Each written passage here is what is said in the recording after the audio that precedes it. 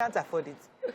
Thanks for staying with us. So joining us via Zoom to discuss the House of Reps considering the bill to discourage National Youth Corps service members from depending on white-collar jobs is Honorable Mayowa Afolari, member House of Reps on the Intendment NYSC Trust Fund. Good morning, sir. Are you there? Yeah, good morning, my sister. Good to have you on the show. Thank you. So tell us about this bill that is on the House right now concerning NYSC Corps members. What is it about exactly, and what's the objective? Well, thank you for picking interest in what we are doing in National Assembly. As a matter of fact, if you look at it, we need to look at why NYSC was created. Shortly after the Civil War, NYSC, National Youth Service Corps, was created to reconcile, rebuild, and reconstruct the country, because there were lots of controversies, disenchantments amongst Nigeria. And closely, if you look at the scheme itself, the primary objectives of NYSC, that is National Youth Service Corps, is one, to instill this spirit of patriotism and nationalism, to encourage our graduates to be able to contribute to national development, to create an environment where Nigerians will be able to interact or relate together as brothers and sisters. And this bill, we look at it very well. The only way to complement the NYSC scheme is to come up with a bill that will give meaning, that will guarantee the life of our serving corps members. This bill intends or seeks to complement, to support, to add value with what the already existing NYSC acts. And the starting point is this: you agree with me. It is of no use asking a child after graduation to go for compulsory 1-year National Service Corps, service to your father's land, and at the end of the day, you are coming out the way you enter into the scheme. So this bill seeks to make sure, as a serving member, you will be able to acquire a skill of yours in specific trade of yours. And at the end of the service, it is good, yes, you have capacity, you have developed yourself, you have acquired a skill. The end result is you need someone to help you. You need startup funds. So this bill seeks to provide a sustainable source of funds for our serving corps members. Then you look at it, even the camps, the orientation camps, or the formation across the country. Sometimes when you go into some of these camps, you pity Nigerians, you pity these young elements forcefully made to undergo 1-year compulsory national service. So this bill equally seeks to improve the welfare of corps members. It seeks also to train and retrain personnel of National Youth Service Corps. Right. Okay. Okay, sir. So I love this bill because it's important that, constantly we update, we upgrade, our schemes like that. NYSC, I think, for many years served its purpose, which was really to bring Nigerians to foster unity. But now things are changing and people have different needs. So this seems to, tap into that. But my concern is, where you say that private organizations, the law will ask private organizations to contribute 1% of their net profit to the fund and 0.2% of their total revenue accruing to federal earmarked for the fund. So my question is, what would make a private organization do that? What will be put in place? What are the benefits for that private organization that will make you compel them to make such contributions? Well, when you are making a bill, you look into several ways of sourcing funds. And this is a bill that will still be subjected to public hearing. Okay. All this, we are talking of private sectors. All of you seated there, with due respect, you are all mothers. Me, I'm a father. If you are a managing director of a company, there is sometimes we talk of this corporate social responsibility to various communities. If really we want peace, if really we want development, if really we want our youth to be self-reliant, I don't think it is too much for a company, after making a lot of profits, to invest in the future of our youth. Because look at it, I have a boy very close to me. I suspected he was into 419, and I called him. I said, boy, why are you doing this? He said, my boss, it's like this country is ready to kill me. He came out with 2-1. I imagine, I suffered, I thought, I labored to get good grade in the university. Now I'm out, doing nothing. Bros, do you think I will allow myself to be killed by the selfish leaders or people around us? So these are sacrifices people must be prepared to make. Yes, you said that they are profit-oriented organization. We are not part of your profit. It's not too much to ensure that, because if our youth are properly engaged, the level of banditry, the level of armed robbery, this Boko Haram will be drastically reduced, because people are going to all this, going into criminalities because they don't have something doing. And they look at it, hey, will I stay at home and die? So I have to look for something. Although it might be very towards or something. Okay, let me get a few more questions in for you. So I had the privilege to listen to someone who went through the Naval Training Boot Camp. And she came out of that training feeling very transformed. And that's a journey for many people that go through the training. The idea of the NYSC 3 weeks orientation can actually lead to transformation of all our youth, because it's compulsory for all of them to go through that 3 weeks. We can do like a reorientation of how they think, their selflessness, sacrifice, leadership, commitment, all of that, integrity, honesty. And I believe that those are the areas we should dig into why this program, is it achieving its goal or not? But it seems like we are revamping a program without really understanding what has failed and what could work in it. How are you working with the current structure of NYSC, even with the current structure, to ensure that we are increasing its ability to deliver what they committed themselves to deliver?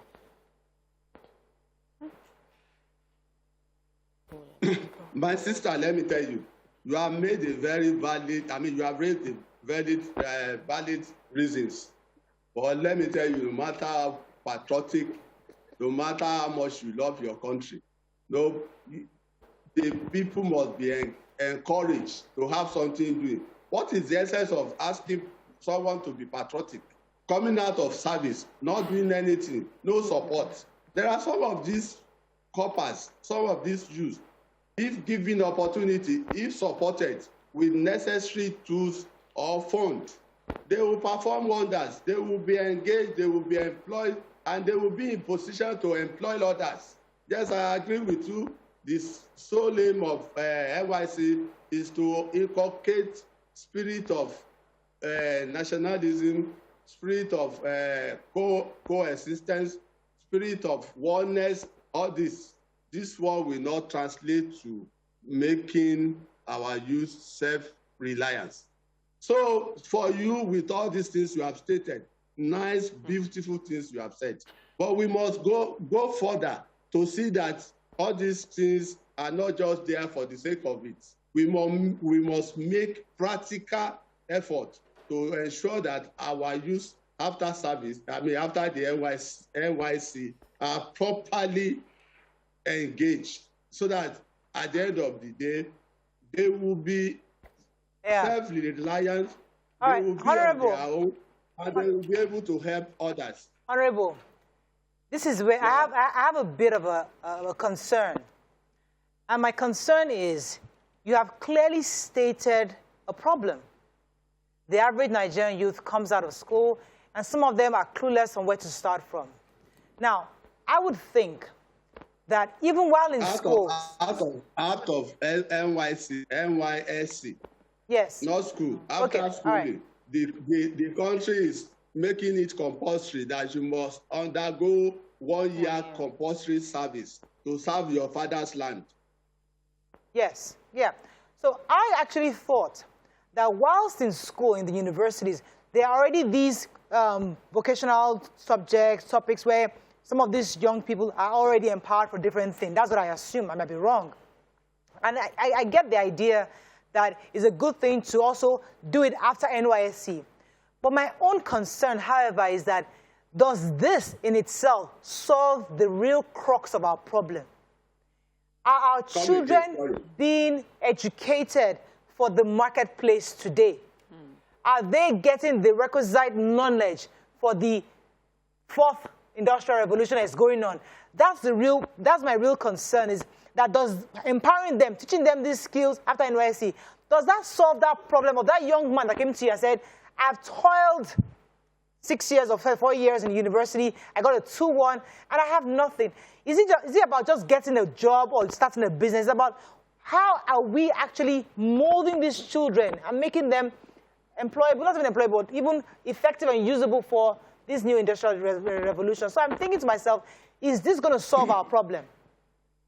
See, how will you, the industrial revolution you are talking of, my sister, industrial revolution means when you engage a youth, you put him in an enabling environment for him to be able to realize his potentials.